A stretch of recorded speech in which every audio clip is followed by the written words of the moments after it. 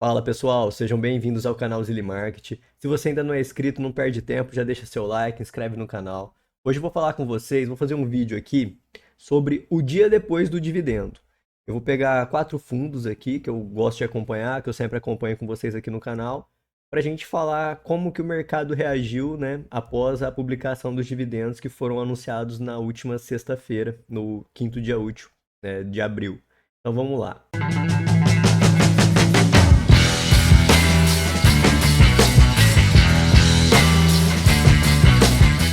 Vou falar aqui com vocês do Deva 11. O Deva, ele tava numa expectativa muito alta, né? O pessoal tava animado com aquele dividendo prometido extra por conta dos honorários, né? O que que aconteceu? O fundo identificou que a gestão passada teve gastos com honorários advocatícios. A nova gestão, que afastou a gestão passada, entendeu que esse gasto não era adequado e falou que ia devolver ele para o cotista. São 8 centavos, né, por cota que foram devolvidos. E como a gente já sabe, isso não seria recorrente. Então, quando a gente olha a questão do DEVA, o DEVA, mês passado, distribuiu 60 centavos. E aí a gente sabia que esse mês ele ia distribuir 8 centavos a mais, né, por conta desse honorário advocatício que ele tinha para devolver, e a gente sabia que o IPCA, que entrava na conta para o pagamento desses dividendos, foi um pouco alto. Então a gente estava esperando um dividendos acima de 70 centavos, porque só por conta de ter um IPCA mais alto, que pega ali o período de fevereiro, a gente já esperava um dividendo um pouco maior do que 60 centavos. Então o pessoal estava contabilizando 60 que já pagou, mais 8 centavos, né, que vai pagar dos honorários advocatícios. Com esse IPCA mais alto, o pessoal estava esperando um dividendos acima de 70 centavos. Não foi o que aconteceu. Deva pagou dividendos em torno de 68 centavos. E o que, que aconteceu com a cotação hoje? Ela já abriu em baixa. A gente vê aqui uma queda do Deva hoje de 3,64%. O que, que acontece? Deva distribuindo 68 centavos agora. Como esse 8 centavos a mais que ele está distribuindo em abril não é recorrente, presume-se que no mês que vem, a não ser que ele tenha alguma receita, né, extra, ou diminua muito os seus gastos, presume que no mês que vem não vai vir 68 centavos de novo. Deve vir para os 60, né, ali, aquela faixa que ele está pagando, 55, 60 novamente. Então, o que, que aconteceu com a cotação? O mercado não gostou muito, né, desse dividendo fraco, esperava-se mais, por conta disso a cota caiu.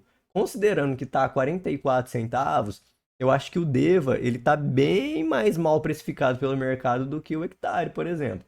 Se a gente olha a situação do hectare, hectare que no mês passado, vamos olhar aqui, no mês de março, o hectare distribuiu 39 centavos. Foi um dividendo bem alto, isso animou muito o mercado. E aí, o que, que aconteceu com o hectare? Teve uma alta gigante, né, nesse período. A gente pega aqui, ó, de 13 de março até o começo de abril ali, ele vinha numa alta de 22%, mas o que que acontece? O dividendo veio minguado, né? Veio mais baixo. O que que explica essa queda do dividendo do hectare? Se a gente olhar aqui o relatório gerencial, né, do hectare, que foi divulgado no mês passado, né, aliás, que foi divulgado esse mês, referente ao mês de fevereiro, né, que foi o que pagou os dividendos do mês de março, foi o mês passado. Se a gente olhar aqui o último relatório gerencial, ele fala que nesse mês que pagou 39 centavos, o fundo teve uma amortização extraordinária de pré-pagamento do CRI Gramado Dili, no valor de 1,6 milhão. Então isso daqui aumentou a receita do fundo. Isso explica por que, que o dividendo veio 39 centavos. É porque ele estava pagando ali, ó, 34, 34, 35, 34, de repente 39. Houve um aumento na receita, por isso chegou em 39. Mas esse valor recebido de 1,6 milhão, ele não é recorrente, né? Isso daí é um valor extraordinário que foi recebido apenas no mês passado. E aí o que, que acontece no mês agora de abril? Que tinha um IPCA mais alto, o fundo paga um dividendo menor. Então o mercado, obviamente, reage para baixo, né? Hoje a gente vê aqui o hectare abrindo numa queda muito alta, ele caiu 5,66% hoje. Então, isso daqui explica muito. Mas ó, a cotação dele R$ 32 e pagou 32 centavos de dividendos. Seguindo pela mesma lógica aqui, a cotação do Deva deveria estar valendo R$ 60, né? Seguindo pela mesma lógica do hectare.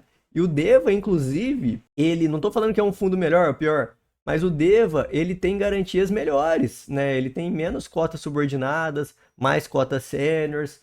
Então, o Deva, ele tá mais mal precificado pelo mercado do que o hectare. Porque, assim, mesma gestão, os dois, seguindo a mesma lógica, praticamente os mesmos CRIs, cada um, e seguindo a mesma lógica do hectare, o Deva devia estar valendo R$ 60 a cota, mas tá ali, hectare é 32 pagando 32, e o Deva aqui pagando 60 tá lá, cotação 44,50. Não sei explicar por quê, mas o Deva tá mais mal precificado pelo mercado.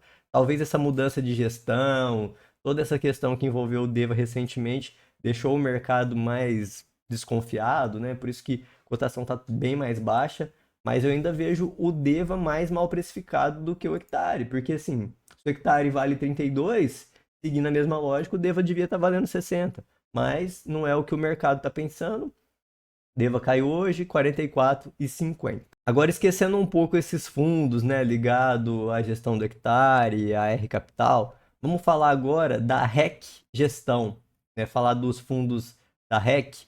Ontem teve a live do Moise Politi, que ele faz a live dele no Instagram, e ele fala justamente sobre o pagamento desses dividendos aqui. A gente vê aqui o RECT pagando 36 centavos por cota, o que é uma diminuição, né? Quando a gente vê o RECT, ele vinha naquele compromisso de pagar 40 centavos por cota.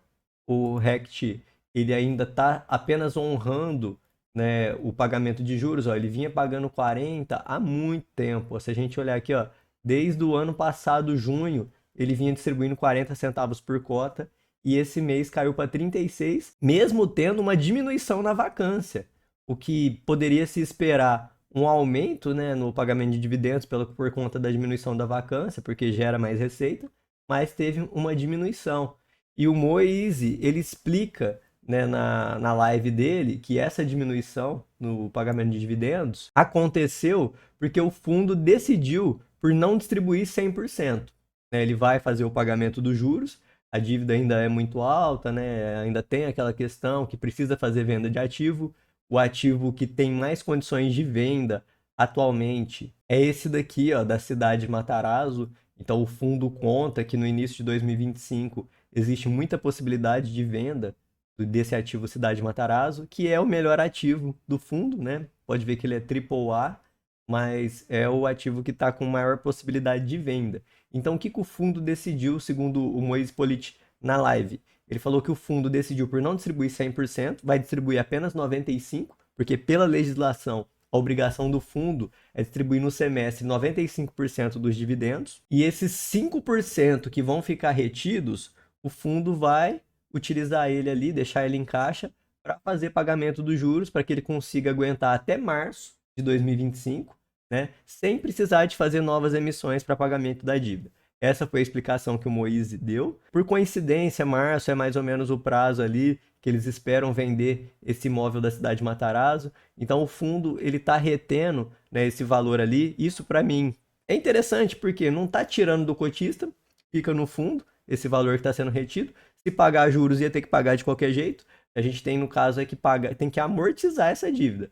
E se conseguir vender esse imóvel da cidade de Matarazzo, aí o fundo vai analisar a possibilidade de reter dividendos, fazer uma assembleia para reter parte dos dividendos, para fazer o pagamento, né, total da dívida, porque o Cidade de Matarazzo eles calculam ali que conseguiria em torno de 100 milhões, mas ainda não seria o suficiente para fazer o pagamento total da dívida. Então eles precisariam ainda às vezes segurar mais um valor ali para conseguir fazer o pagamento dessa dívida no total. Pegando aqui para vocês, ó, hoje o passivo do fundo está aqui em torno de 187 milhões. É um passivo muito considerável, né? Então tem que vender ativo para a gente parar de ficar só pagando juros, amortizar isso logo, pagar essa dívida e conseguir ter dividendos nos patamares anteriores, né? Quando o fundo conseguia fazer um pagamento melhor. Se a gente analisa aqui, O RECT no passado, né, distribuía ali em torno de 80, R$ 1.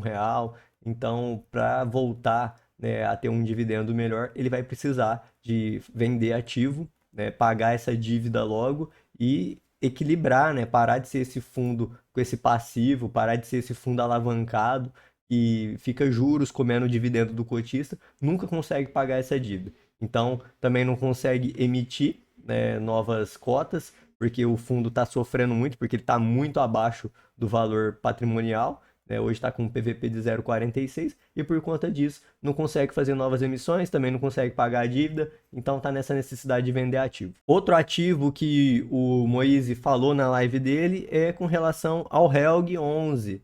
Helg 11 com uma distribuição de apenas 0,03 centavos.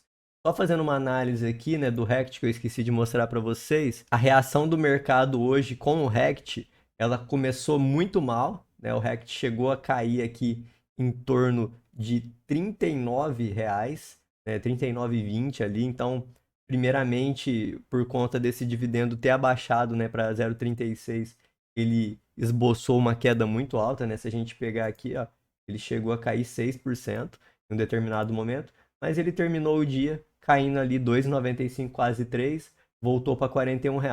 No passado eu até tinha feito uma live quando o RECT estava aqui, ó, aqui em torno de R$ 46, e eu falei que eu ia vender e vendi na época, né? O pessoal às vezes me criticou muito também por conta disso. Ah, é porque eu achava que realmente não tinha como segurar, porque estava tendo novas vacâncias, ele estava aqui nessa região de 46, que é uma região que ele não vinha habitando há muito tempo.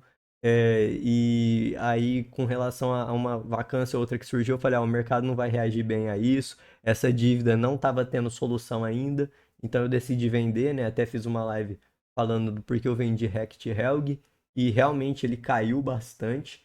Eu até fiz uma nova compra aqui na região de 42, 43, né, que eu tinha vendido a 47, e agora ele volta aqui para 41. Então, assim, é um preço que me agrada. Eu acho assim que se vender ativo, o Regt, ele pode equilibrar bem e voltar a ser um fundo legal. Então, como eles têm interesse em vender, eles têm imóvel bom que dá para vender, só precisa vender no preço. Então, nesse preço de 41 aqui eu tô comprando. Não é recomendação de compra. Nada que eu falo aqui não é para você comprar, não é para você vender. Cada um faz o que acha que deve, né? Aqui a gente faz só análise, mas risco meu, eu vou comprar a Rect nesse valor aqui de 41 ou menos, porque eu acho que tá um preço legal. Agora com relação ao Helg. Helg, eu vendi quando estava nessa faixa aqui de 46. Expliquei, né? Porque eu achava que deveria vender, que eu achava que o pagamento dos dividendos dele não ia ser igual era antigamente, né? Porque se a gente pega aqui o Helg 11, vamos olhar como que era o pagamento dele de dividendos antes dele segurar, né? Que ele ficou muito tempo segurando dividendos e ele distribuía ali, ó, 70, 90, 80, e aí de repente ele volta a distribuir dividendos somente em 2024, fevereiro, e ele volta a distribuir 18 centavos. Aí eu já tinha visto no relatório gerencial, né? Isso tá tudo no vídeo que eu falo lá atrás. E eu achava que por conta dos dividendos não vir muito alto, que o fundo iria sofrer com isso. Mas quando ele volta a pagar dividendos, mesmo um dividendos bem baixo, né? 18 centavos, depois pagou 10 e agora tá pagando 3. E vou explicar por quê, né? Que o Moisés deu a explicação. Mas o fundo subiu, né? Eu não, assim, eu acho que é um fundo legal e tem potencial para crescer, precisa vender ativo, também está alavancado, sofre praticamente dos mesmos problemas do Rect, não está conseguindo, está pagando 1 milhão por mês de juros, né, para o banco e gera apenas 1.400. Então, assim, se surgir alguma vacância ali, dependendo, se surge muita vacância, ele já começa a não ter quase nada para distribuir, quanto mais para pagar os custos. Então, assim, tem o seu risco, mas o fundo subiu, né? Ele subiu ali uns 13% desde que eu vendi. Com essa diminuição de dividendos, hoje ele chegou a bater aqui, ó, em torno de 50, né? Que é um preço que eu já acho mais interessante, mas eu queria mesmo o Helg bem mais baixo para eu poder comprar. É um fundo que eu estou de olho, é um fundo que não tem muita liquidez, né? E então é um pouco difícil comprar ele. Então eu acho assim, que essa subida aqui, inclusive, é alguém grande que confiou nele, então acabou adquirindo muita cota, porque o Helg, ele tem pouco ativo. Se a gente olha aqui, ó, vamos pegar o Helg, um relatório gerencial, só para eu mostrar isso para vocês. O Helg é um fundo muito pequeno, ele tem só 233 milhões. Então, assim, ele tem pouco ativo. Comparando, por exemplo, com fundos bilionários, igual a gente está falando do HCTR lá, do Deva, né, ou do Rect também, que é bem mais alto, mas o Helg não, o Helg é 20% apenas disso, então assim, não tem tanta liquidez, ele tem um passivo aqui de 64 milhões de dívida, isso daqui, se você for analisar, é um passivo que dá ali em torno de uns 30% do fundo, então é preocupante, precisa vender ativo, né? Então a gente quando olha aqui, igual esse mês, distribuição de dividendos em torno de 3 centavos apenas, diz a gestão que precisou usar o dinheiro para dar uma arrumada em alguns galpões, né? Isso ajuda a alugar, provavelmente se for imóveis que estavam em vacância, mas assim, distribuição de dividendos muito baixa no Helg, ele também não está conseguindo fazer o pagamento das amortizações ainda, está ali pagando juros apenas, precisa vender ativo. O Helg, eu também não consigo entender muito bem por que ele está tão mais caro, assim, em comparação com o Rect. É essas duas associações que eu queria fazer para vocês.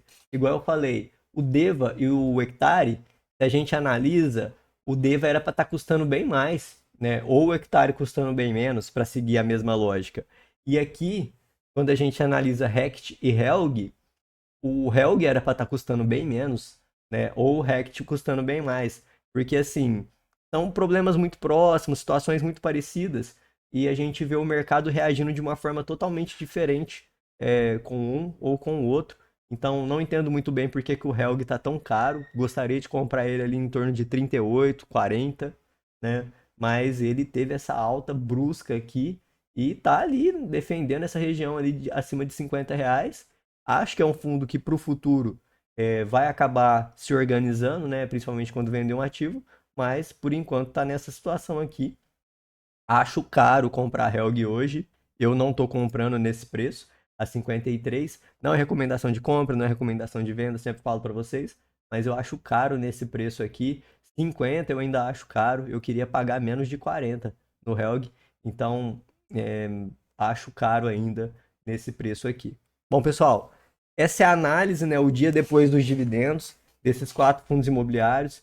E eu identifiquei reação de mercado negativa em todos, né, como eu mostrei para vocês, mas no caso do Deva, eu vejo ele mal precificado pelo mercado, acho ele muito abaixo, e no caso do Helg, eu vejo ele super precificado pelo mercado, acho ele muito acima. Então, se você gostou desse vídeo, deixa seu like e inscreve no canal. Um abraço.